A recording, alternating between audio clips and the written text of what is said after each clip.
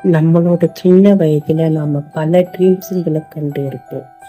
ஆனால் நம்ம வாழ்க்கையை திரும்பி பார்த்தா அதில் ஒன்று கூட நிறைவேறியே இருக்காது. இப்போ நம்ம வாழ்க்கை எப்படி போகும் தெரியுமா? ஐயோ, ஏன்டா பிறந்தோன்ற மாதிரி வெறுப்பாக போகும். இப்போ பாருங்க, ஒரு சின்ன விஷயத்தை கூட என்னால் ஞாபகம் வச்சுக்க முடியல.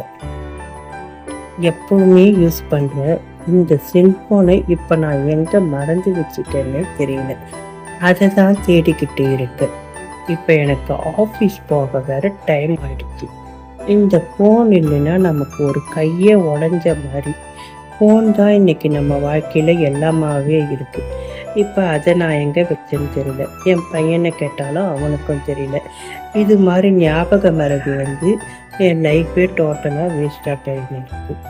ஸோ மீன்ஸ் நீங்கள் ஞாபக சக்தியோடு இருக்க, ஓவர் ஸ்ட்ரெஸ்ஸு இல்லாமல் ஹாப்பியாக இருக்க ட்ரை பண்ணுங்கள். இதை தான் நானும் என் வாழ்க்கையில் கற்றுக்கிட்டேன். இப்போ பாருங்கள், ஃபோன் என் கையிலேயே இருந்திருக்கு, அதை கூட நான் கவனிக்கலை.